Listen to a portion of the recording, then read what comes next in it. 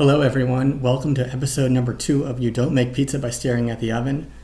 Today I'm going to be giving you my 52-man Patriots roster, not a projection but really a proposal, because I'm not trying to predict what the Patriots will do. I'm trying to say what I would do if I were in charge of creating the New England Patriots 53-person roster. I'm doing 52 to give them room to pick someone up off of waivers. So starts out with the PUP list, physically unable to perform. For people that are not familiar with NFL terminology, that might sound like a nicer way of referring to someone that has a libido problem or erectile dysfunction, but that is not what it means. It means that a player came into training camp with an already legitimate football injury, whether from a game or from a practice. It's basically like an excused absence from training camp because they're legitimately injured and not from like a personal activity like bungee jumping or skydiving or something like that. So Kendrick Bourne, Cole Strange, and Sione Takitaki are all on the PUP list going to the season. So that means the Patriots still have their rights, but they can't come back at the earliest until after week 4. Along with that, there's a new rule this year where 2 players that start the year on injured reserve can be designated for return. So you don't have to put them on the roster, wait 24 hours, and then put them on injured reserve to keep them, or to have the ability to bring them back for during the season. So I'm going to pick Chris Barmore, who has the blood clots issue, which hopefully he'll be able to heal from that to like a serious injury, serious situation beyond just regular football. And Marty Mapu, the strong safety, who has a pectoral injury. So those 2 are on IR but designated for return with the possibility of returning. And then Jake Andrews and Tyron Whitley Jr. are on IR and they're out for the whole season. So that's like kind of like the groundwork. So starting off with the 52-man roster projection, I'm keeping 4 quarterbacks, all 4 basically: Jacoby Brissett, Drake May, Bailey Zappi, and Joe Milton III. I think a lot of people are not too high on Bailey Zappi anymore because he was part of the last 2 seasons for the Patriots, which were really difficult, but I think he still has a lot of upside especially as a backup quarterback who can come in the game cold and make plays for the team. So and especially with the Patriots offensive line being suspect, I think it's better to have 4 quarterbacks for the year so that they can always manage to have somebody healthy. After that, I'm doing the wide receivers. I'm keeping all the 7 main ones: Tyquan Thornton, Jalen Polk, KJ Osborne, Jalen Rieger, Demario Douglas, and Javon Baker, and Kayshon Boutte. So I'm keeping all 7, and then I'm going to scroll down here on my spreadsheet. I have David Wallace and Matt Lanyards going to the practice squad. Then for the offensive line, I have Vidarian Lowe, Sidi Sow, David Andrews, Michael Wenyu, and Chuck Okafor as the projected starting offensive line. Then I have for the backups Calvin Anderson, Layden Robinson, and Caden Wallace. Now, Calvin Anderson is just a case where they keep him on the team for 24 hours and then put him on injured reserve so they can bring him back after 4 weeks if they need to for extra depth. And after that, I have them bringing back Leverett as the guard center backup or someone off of waivers. And then I have Antonio Mafia and Michael Jordan going to the practice squad. For running backs, I would keep, and then I should say this, this is what I would do, not what I'm projecting the Patriots will do. I would keep Ramondre Stevenson as the main running back, Antonio Gibson as the passing running back, third down running back, and Kevin Harris as the backup running back. And then I have JaMychal Hasty and Terrell Jennings going to the practice squad. At tight end, I would keep Hunter Henry, Austin Hooper, and Shaheem Bell, and I would put Mitchell Wilcox and Jacob Bourne on the practice squad, or I would offer them spots on the practice squad. They'd have to obviously choose to stay. On defense, I would keep 7 cornerbacks: Christian Gonzalez, Jonathan Jones, Marcus Jones as the starters, then Alex Austin, Marco Wilson, and Sean Wade, and Isaiah Bolden as the top 7. Marcellus Dial Jr., the 6th round pick, I would put on the practice squad. And then for safeties, I would keep Jabril Peppers and Kyle Duggar as the starters, Jalen Hawkins as a backup free safety, and Brendan Schooler as sort of like a special teams expert, with Del Pettis and Josh Bledsoe on the practice squad. For linebackers, first of all, I really like the trade they made in getting a 3rd round pick for Matt Judon I think that was a great value for him, considering that he's coming off an injury and he's an older player. But I would keep as the starters Anthony Jennings, Juwan Bentley, Jelani Tavai, and Joshua Uche.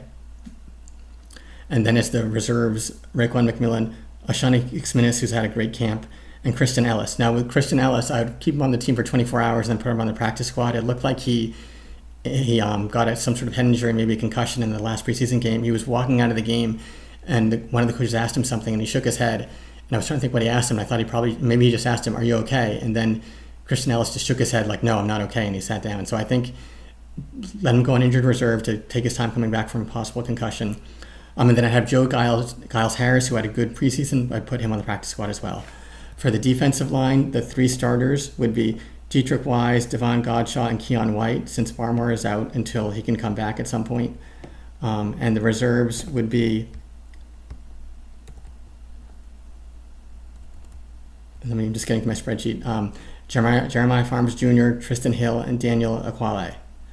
And finally, for the three special team spots, Bryce Behringer is obviously a really good punter, and keep him. I would keep Chad Ryland as the kicker. I think he obviously was kind of bad last year, but he was drafted in the 4th round, which for a kicker is like taking a quarterback in the top 10. So I think it's a lot of capital to cut him.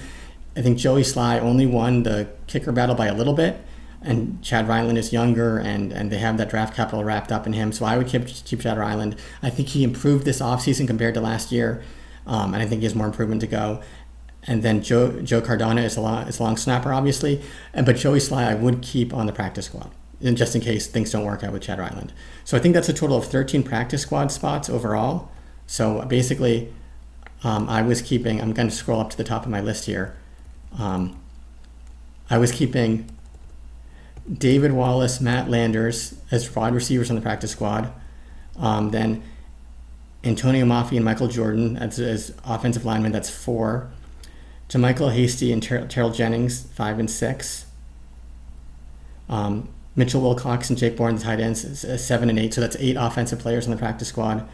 And then in defense, I have Marcellus Dial Jr., the 6th round quarterback, Dale Pettis and Josh Bledsoe, the safeties, that's 3 on defense, and Joe Giles Harris as the linebacker, that's 4 on the practice squad, and then finally Joey Sly, that's 5. So it's 13 practice squads, leaving 3 open for other players. And I think I have only 52 total players on the roster. There's 1 open spot for pickup from the waiver wire, along with Christian Ellis going on injured reserve. That's another spot. And then I have the offensive tackle Calvin Anderson going on injured reserve after 24 hours, which would leave I would either bring back Nick Leverett as the backup center or get someone else off of waivers. So also, I want to say that this week I had 2 more dreams about the Patriots. So the first was on Monday morning, August 26th. And in this dream, they were playing the Cleveland Browns, which is interesting because they don't play the Cleveland Browns this year on their schedule. So perhaps this was like a playoff game in my dream. And basically, the Patriots were up by 4 in the 4th quarter. The Browns had the ball, and they methodically drove down the field. I remember the announcer saying, the Browns have had 20 straight successful offensive plays, which I don't think meant 20 straight completed passes, but 20 straight offensive plays where they gained yardage. And it might have been going back to the previous drive also. But so they had like 20 straight offensive plays that were successful. They got down to like the 3 or 4 yard line of the Patriots. And then I my dream forwarded and I missed what happened, but I think they kicked a field goal successfully with only a few seconds left to cut it down to like a 1 or 2 point lead by the Patriots. And then when they went to kickoff, they did something strange. They did a punt kickoff.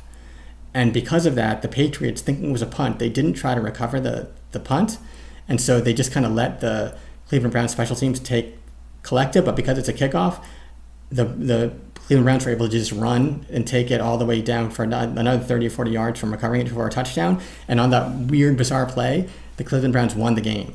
And so it was very disappointing and frustrating. But that was kind of how it kind of unraveled, and so on the one hand they looked like they made the playoffs. On the other hand, they kind of blew it in a ridiculous manner.